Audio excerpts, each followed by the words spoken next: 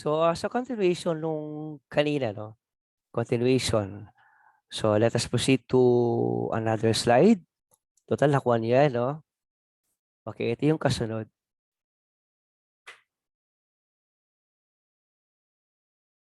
So, we have now the positive and negative slopes. Okay? Para mas klaro, in advance ko lang kanina yan. Kapag positive yung slope and negative yung slope, in general, a positive slope indicates the value of the dependent variable, usually y, increases as we go left to right. Ayan. Okay, tandaan ninyo na kapag ganyan ang guhit ng line natin in any quadrant man, basta upward to the right, the line has a positive slope. And the value of m must be always positive. And then, for the next slide, ito siya. Tandaan nyo lagi yung statement na yan. The independent variable in the above graph is the y value, while the independent variable is x. Okay? Always remember that. Okay, next. A negative slope means that the value of the dependent variable y, usually y, is decreasing as we go left to right. So, yun yung figure. Okay? That's why we have a negative slope. So, slope m is negative. Take note of this. Kapag nakapag-drawing ka, nakita mo na downward to the right yung drawing mo, tapos nakakuha ka ng positive, definitely may mali sa calculation mo. Kasi hindi nagmamatch sa actual sketch at saka yung computation. Okay? Dapat dun pa lang isipin na natin.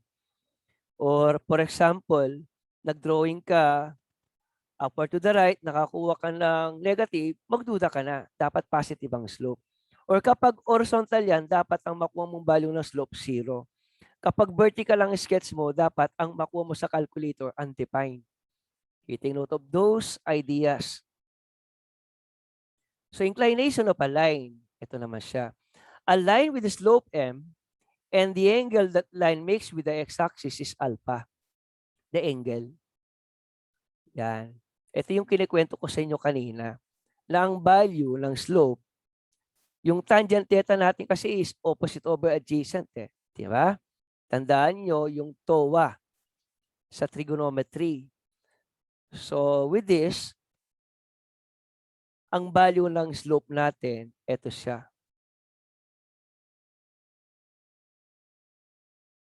Okay? Tangent theta. Or kapag ibinigay naman ng slope, inahanap ang angle, correct ko lang yung pagkakasulat nito, no? Angle naman ang inahanap, binigay ang slope, arc tangent, m. So this is the right way to solve for the angle. Kapag baliktad, inahanap yung angle of inclination, or kapag binigay naman ang angle, tangent mo lang, yun na ang slope. So vice versa. Yan. Yan ang illustration natin sa slope. Klaro ba? Nakukuha ba ninyo yung mga figures, yung mga drawings, yung mga sketches natin? Anyway, this is recorded. You can have a copy of it. Now, find the inclination of the line with the slope of 2. Let me see kung nakuha ninyo. Okay, ito yun, ha? Yan. Okay, let me see kung nakuha ninyo. Ano yung value ng angle alpha natin? Please calculate. What do you think will be the value of angle alpha if the slope m is equal to 2?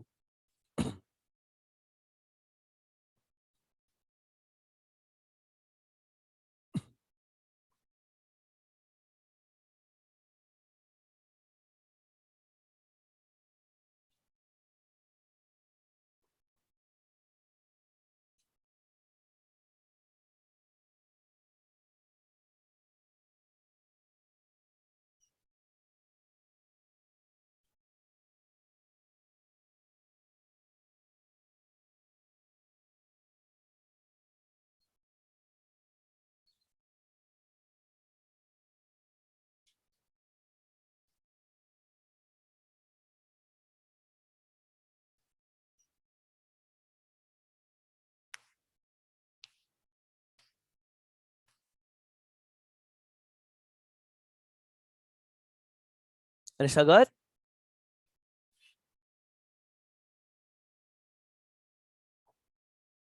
Nag-get. Orlando? Anong sagot mo? Nag-gets. Sir, di ko po nag-gets. Paulit po. Okay. Okay, ulitin natin, no?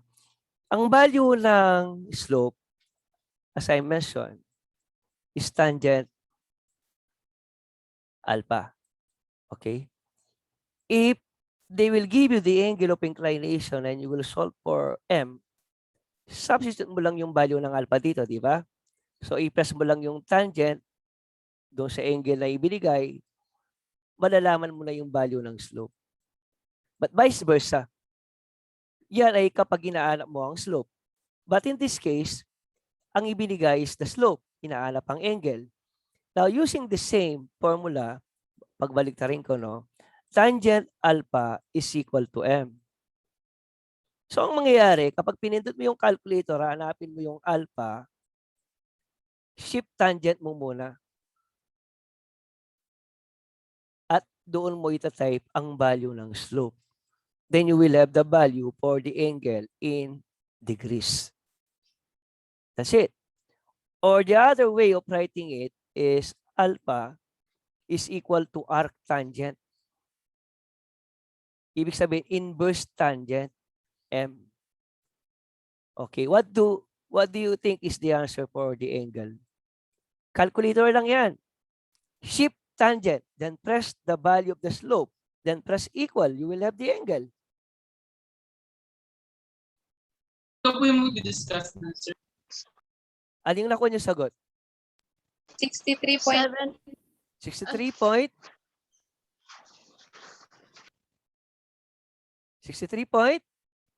43 po. 43. Ganyan ba? Degrees.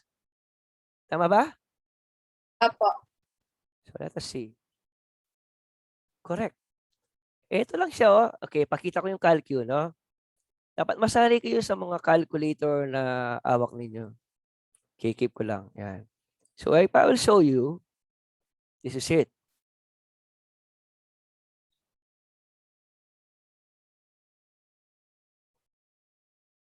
Yan, balikan ko yan. Okay. Kita na ba calculator? Kita ba yung calculator? Yes po. Okay, shift. Then I'll press tangent. And what is the slope? 2. Close. Then equal. That's it. 63.43. Direct calculation lang siya. Nakuha ba? So, napakasimple lang. Dapat master ninyo ang paggamit ng calcu. Okay, so let's proceed.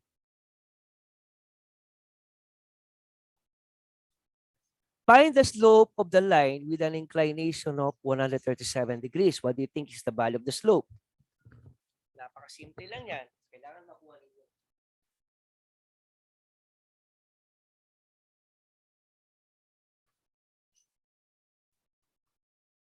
Sir, negative 0.9. Ano sagot?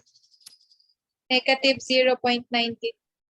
Negative 0.90. Yes, sir. 92. 90. 9? 93 po. 3. 93. Okay. 93. Okay, let us see kung tumama. Sir, pwede mag-guess. Okay, anak. Okay, sige, anak. Sige, anak. Hello? Alam nyo, sige. Ano yung tanong, anak? Sino yung magtatanong? May tanong daw? Sino po, sir? Walang tanong. Sige. Akala ko may nagtatanong. Okay.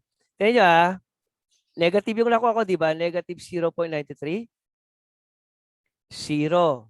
Tignan nyo, di ba sa trigo, kapag ganyan yung rotation, positive ang angle. 90. 180. So, this is 270. So, dun yung 360. Okay, papasukan ko lang siya ng konting trigo. Kung i-measure yung 137, 90, malamang dito yan, di ba? So, ito yung straight line natin. Tignan yung straight line natin, di ba downhill siya? Downward to the right. Diyan pa lang, negative na yung slope. Isn't it? That's why we have received a negative value. Now, let us see if tama si Orlando. If tama si Orlando, again, plus 2 Orlando. Baka malamang except na kita sa question kapag dumidiretso kang ganyan sa ating discussion. Yan. Advantage ng online. Tama. Okay, negative 0.933. Okay, very good anak. Okay, let's proceed. Parallel lines. Kailan ba nasasabi na ang dalawang line o ang maraming lines parallel? Okay, ito no? Parallel yung mga yan. Kapag ang dalawang linya o tatlong linya o kahit na ilang linya yan, may kanya-kanya slope yan ha. Kung may line 1 tayo, kung ito yung line 1, meron tayong slope 1. Kung ito yung line 2, meron tayong slope 2 or m sub 2. If this is line 3, we have m sub 3. If this is line 4, we have m sub 4. Take note, apat na line, parallel lahat ng mga yan, definitely, ang slope value nila equal lang. Pare-paras lang. Kapag equal ang slope ng iba't ibang lines, definitely, mga parallel lines sa mga yan. Okay, take note of that. Okay, erase ko na. So, ito yung explanation natin dyan para mas klaro.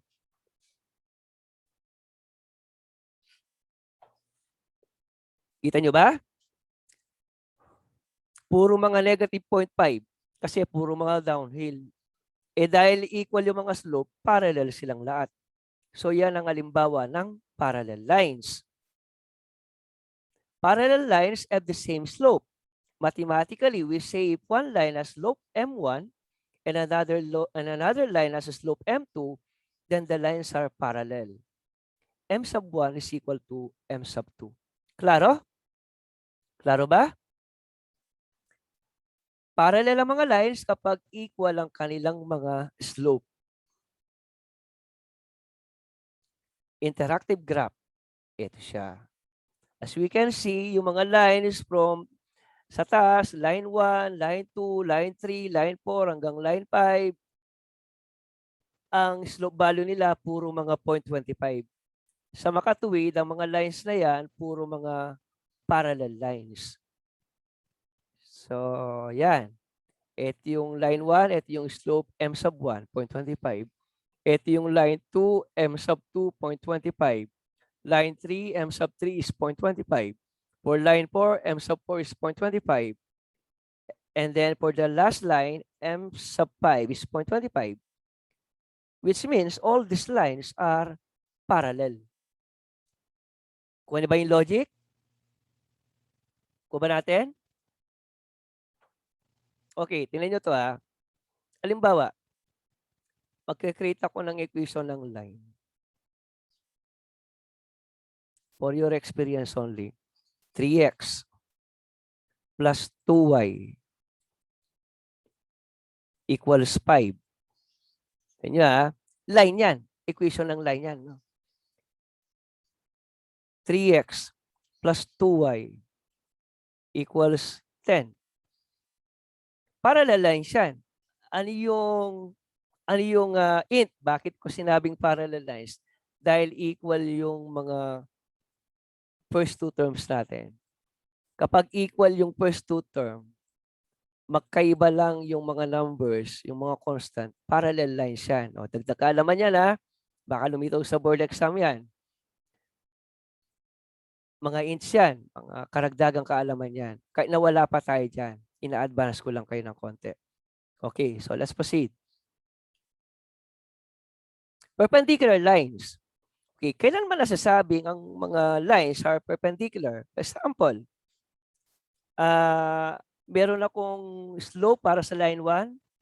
Ang slope ko para sa line 1, let's say 2/3. Kailangan ang line 2, ang slope niya para masabi nating perpendicular, negative. Negative na kabaliktaran ng value dito. Negative 3/2. Negative reciprocal ang tawag dyan. Okay? For example, ang line 1 ko, ang slope niya is negative 3. Ang M2 ko, kailangan reciprocal ng 3, 1/3. Eh negative yan, dapat dito positive. Nag-guess nyo ba? Nag-guess nyo ba ako? Okay, try natin. Halimbawa, ang slope 2. Ano ang M2?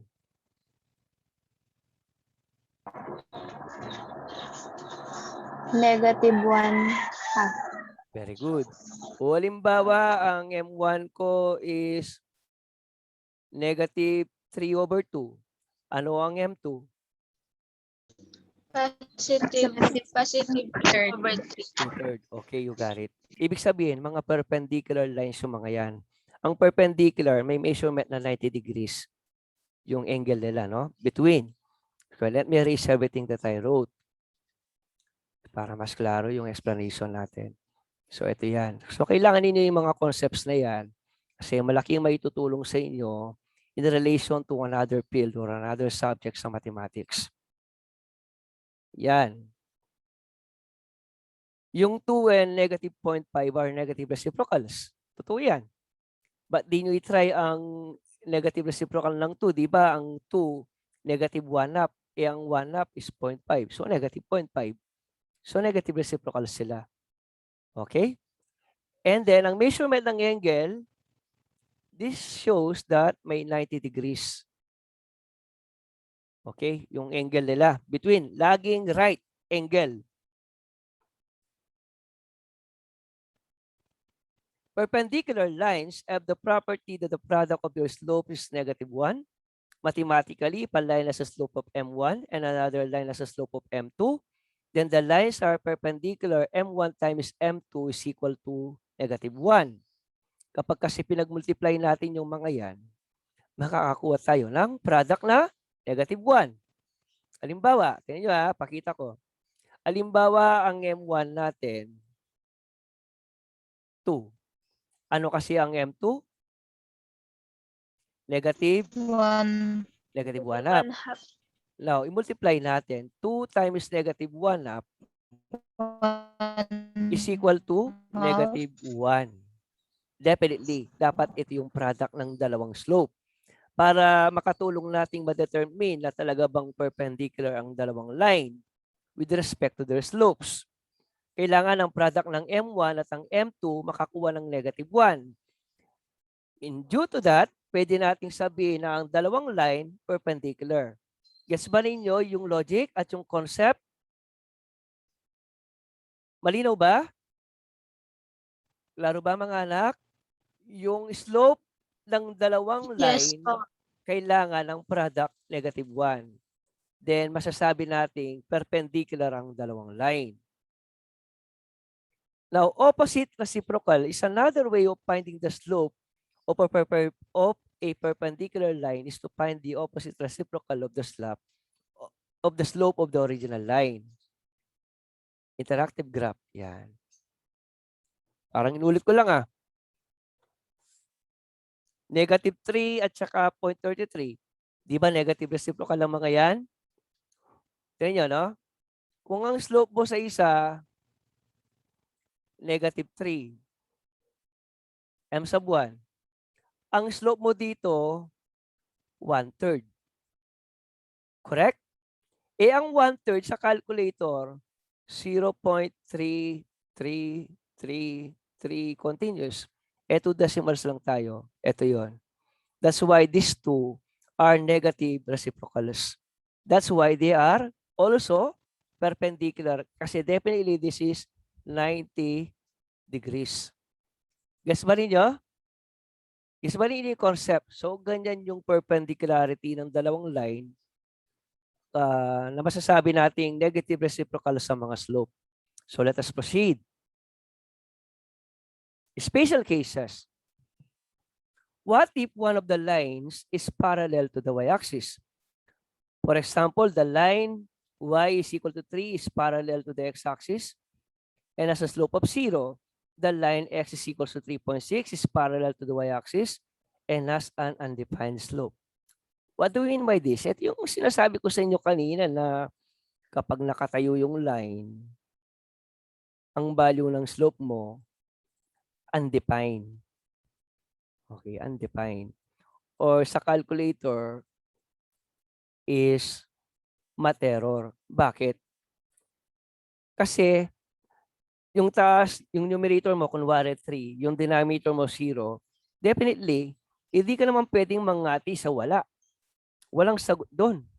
Atiin mo sa wala, hindi pwedeng ganon. Walang ganong statement even into reality. That's why it is undefined. Pero kapag 0/3 yan, ang sagot mo, 0. Ibig sabihin, ang line mo is horizontal. 0/3, ang value is 0. So, horizontal line. Ang M mo, 0.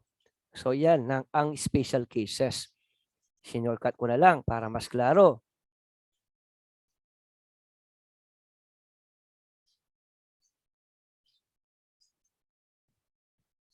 Okay? Perpendicular. Perpendicular. Kapag, special case ito. Halimbawa, ang M mo, 0. Ang M1 mo, 0. Ang M2 mo, undefined. Perpendicular din yan. Okay? Pag ang 0, ang sa kabilang slope, and the other slope is undefined, definitely the two lines are perpendicular. Okay? Kasi horizontal ito, vertical yan. 90 degrees naman yan. Di perpendicular sila. Kapag nagtandem ang 0 at undefined ng dalawang line, definitely perpendicular pa rin yan. Although undefined lang yung isang slope. Tandaan niyo yan, ha? Possible. Hindi ba line ito? Nagkataon horizontal. Ito vertical. Hindi natin kakikitaan ng negative reciprocal yung mga yan kasi yung slope ng isa is undefined. Another way of knowing that if two lines are perpendicular is that yung dalawang slope natin, ang kaibahan lang nila, undefined yung isa, 0 ang isa. Perpendicular pa rin yan. Nagets ba ninyo?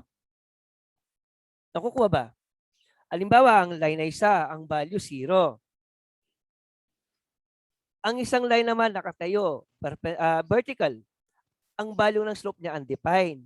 Kapag nagtandem ang 0 at ang undefined, definitely yung dalawang line na yan, although ang value ng isa is undefined, perpendicular pa rin. Kasi nga, wala ka namang makikitang negative reciprocal sa dalawang slope eh. Kasi nga yung isa undefined, yung isa is 0. Ano bang negative reciprocal na 0? Wala. Kundi yung undefined. Tama? So, walang negative reciprocal sa dalawa. May special case talaga dyan. Okay, naintindihan ba natin? Klaro? Okay, so let's proceed.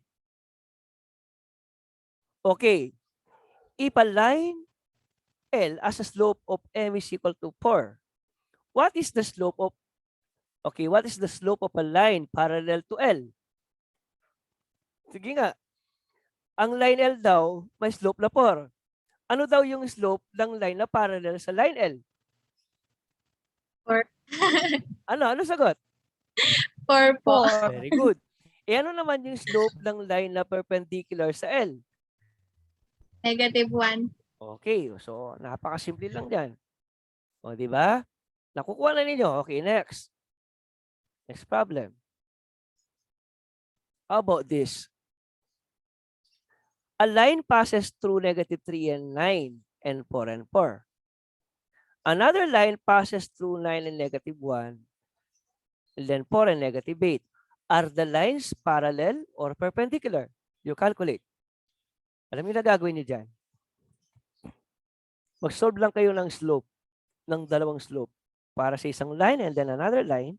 And then you tell me if they are parallel or perpendicular.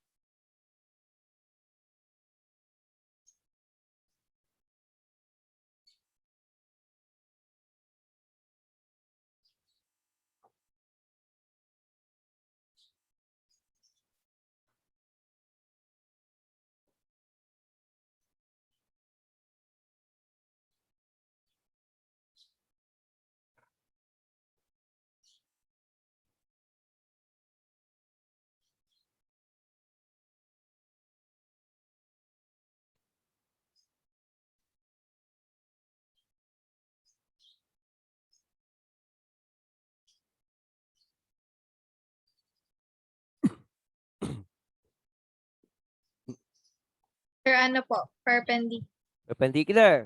Why? Ano ba yung mga Angular. slope na nahanap mo na? -7/5 po. Then yung isa 5/7. -7/5. Yung isa is 5/7. Okay, you're doing great, anak. Okay. Kapag ganyan yung behavior natin, automatic, alam ko na yung mangyayari, the future. Magkakaroon na naman ng bagong board passer ang Holy Cross College. Okay. Dapat I receive. Karangalan nyo, karangalan din namin. Okay, very good. So, you did it. And then, ito yung slope nung una na nabanggit mo. Tama. Tama. And then, double check. Tingnan niyo yung product ng dalawang slope. Di ba na-state ko kanina, -1? Perpendicular yung dalawa kasi ang product nila is -1. Kaya, tama. Oh, perpendicular yung sagot. Ito siya. Okay. Another 3 points. Orlando, nakailan ka na? +15? Nakailan ka na? 20? 17. +17. Okay. Baka may exempt ka na niyan, ha? Okay, +17. So, si Nina, nakailan si Nina? Nakalista yan, di ba?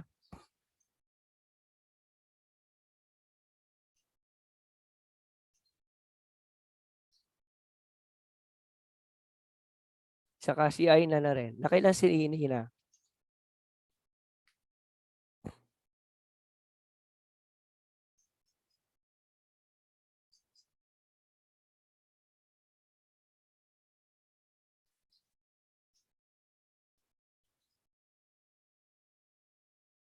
Orlando? Nahihirapan kaya ang kwenta nyo kay Nina? Sa kay Ina. Nina and Aina. Ilan yung kay Nina? Hindi ko po alam kung ilan sa kanila. Yung Palagay kanina ko po. kanina, nakaisa kasi si Nina kanina. Mga siguro 8 points. Tapos si Aina, ganun din yata. O sige, sige. Yan lang. Malalaki na yung mga points na yan. Malaking bagay na matutulong yan. Okay, next. Okay, this is now the midpoint formula. So, ano yung midpoint, no? Kung ito yung dalawang point natin, okay, these are the 2 points. So, kunwari, x sub 1, y sub 1, yan, no? And then, this is x sub 2 and y sub 2. Yung midpoint, ito yung pinakagitna. Okay? So, midpoint, we have x bar and y bar. So, ano yung value ng x? Ano yung value ng y bar? Ano yung ba yung mga coordinates ng ating midpoint? So, yun ang hinahanap natin. So, erase it now.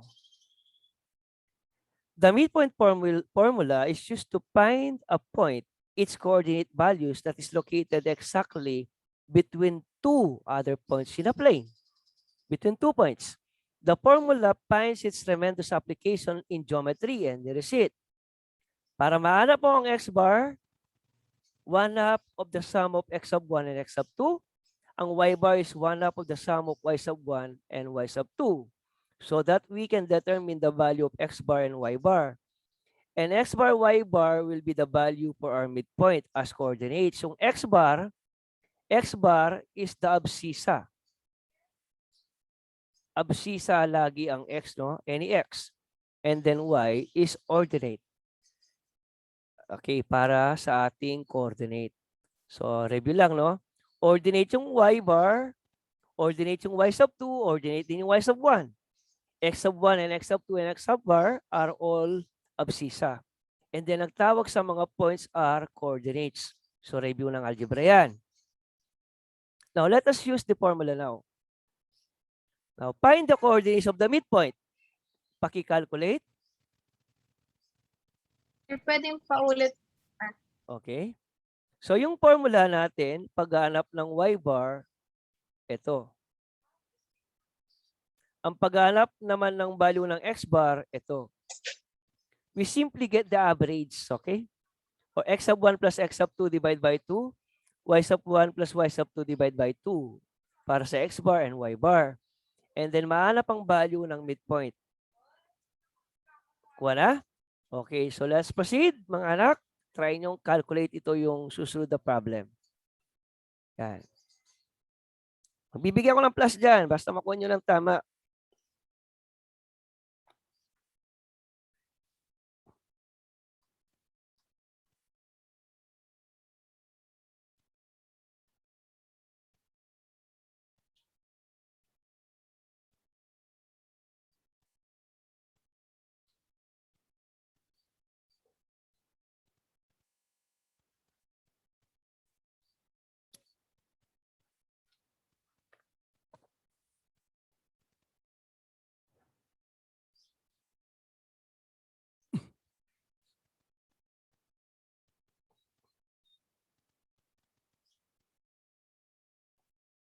One and 1 and 3.5. 1 and 5. ano? 3.5 po. 3.5. 3.5. Tama ba pagkakasulat ko? Tama? Apo. Okay. So, 1 and 3.5 o kaya 1 and 7 over 2. Joke lang. Joke lang po pala. Mali, mali. Mali po. Sir, Okay. sakto po. No, 1 and 5 po. 1 and 5. Kanino? Sino nagsalita? Sinong 1 and 5 na nagsabi? Pangalan, please. Sino sabi ng 1 and 5? Si Nina po ata. Nina. Nina. O, ikaw, Orlando, ano sagot mo? 1 and 5 din. 1 and 5. O, naunahan ka niya, no, ha? Ni Nina. Okay. Okay, tingnan natin kung tatama kayo pareho. Naks ko, Okay, plus 5 si Nina, plus 3 si Orlando. Okay. Very good. Okay, nakakasunod kayo. Okay, so let's proceed. Okay. Since we have already discussed the midpoint, the distance between 2 points, and the slope, okay? The following then will be your assignment. Yan. Medyo, ano yan? 5, 8, 9, 10, 11, 12. Ulitin ko na, ayan, ito. Ang dami yata. Para kung na kayong, okay, 1 week naman 1 week naman. Upload yan. Upload lahat yan sa ELMS Dropbox. Unwritten. 1, 2, 3, 4, 5, 6, 7, 8. Palaisipan yung iba. Ito yung pang board exam na yan. Pang board exam na yan. 1, 2, 3, 4, 5, 6, 7, 8, 9, 12, 15, 17, 20. O, konti lang yan. 20 lang. 20 lang. Okay. Now, let me add something to all what we have discussed kanina. No? Bakit ko diniscuss yung slope? Okay, tingnan nyo. Di ba ang slope ito? M is y sub 2 minus y sub 1 over x sub 2 minus x sub 1. Now, look at this. Tuturuan ko kayo dahil magiging guro kayo balang araw. Hindi naman sa lahat ng pagkakataon, lagi kayong umaasa sa book para lang may maibigay kayong halimbawa sa inyong mga magiging estudyante. Okay? Kailangan marunong din kayong lumikha ng sarili ninyong mga halimbawa on the spot. Alam nyo, kung di lang pandemic, kung hindi lang tayo online, hindi na ako gagawa ng PowerPoint. Kung ano lang yung unang maisip ko sa Blackboard, yung ang ituturo ko sa inyo, mas maganda kasi magturo ng hindi scripted. Okay, unlike ngayon, kailangan mo muna mag-type, di parang may script ka na rin. Unlike sa normal, sa face-to-face, sa totoo lang, naging estudyante ko yung mga ate ninyo, tanungin nyo sila kung nagturo na ba ako sa kanila na nagdadala ng book. Tanging bit ko lang is yung whiteboard, tsaka yung pambura, and then may isang tasa ng kape. Kape lang yung weakness ko Okay, so let's proceed. Iisip ako ng equation, no? Tignan nyo, no? y is equal to 2x plus 1. Okay, this is an equation of a line. Equation of a line yan, no? And then, magbibigay ako ng value ng mga x. And then, hahanapin ninyo ang value ng y. 3 points na lang gagamitin ko. Halimbawa, ang x is 2. Ano ang value ng y?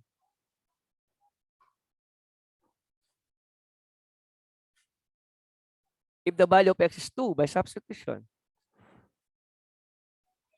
anong value ng y? 5. Now, if x is equal to 4, what is the value for y? 9. If x is equal to 6, what is then the value for y? 13. 13. Now, we have actually created points, 3 coordinates. Yung first coordinate natin, tawagin natin point A. We have 2 and 5. Second point that we can plot on the graph, we have 4 and 9. And then C, we have 6 and 13. Okay? Now, we have already 3 points. We can actually use these 3 points to create a problem. Okay? Ito yung problem ngayon na aking lilikayin.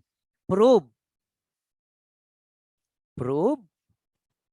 that the following points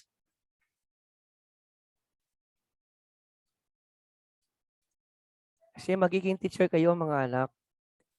Halimbawa, nakalimutan mo yung lesson plan mo. Papasok ka sa school, bokya ka na.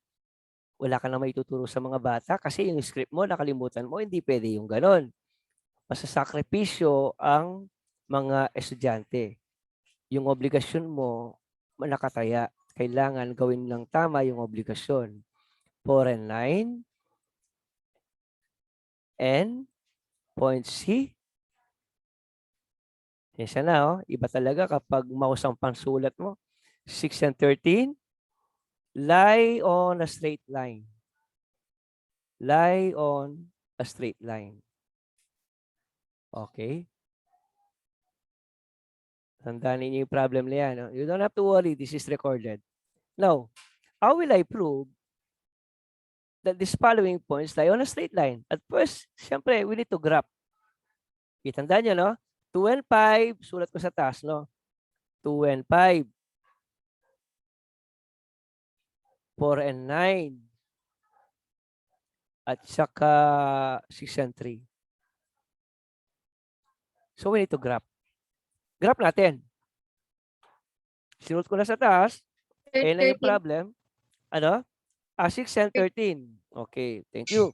So, point A, point B, and point C, 2 and 5, 4 and 9, and 6 and 13, yung mga coordinates natin. And this is the problem. Prove that the following points, A, B, and C lie on a straight line. So, alam na ninyo yung problem. Naka-record naman yan. I-erase ko para makapag-graph ako. Yung equation natin is 2x plus 1. Alam nyo naman kung paano nakuha yan. Don't worry, recorded yan. I'll be giving you a copy of this video. Yan. Pwede nyo ulit-uliting panoorin. Pwede nyo gamitin. Nasa tool kapag nagturo na kayo. Pwede nyo i-download. Libre yan. Para sa lahat yan. Okay. Pwede nyo gamitin kapag nagturo na kayo, nag-graduate na kayo. Pwede nyo gawing learning materials.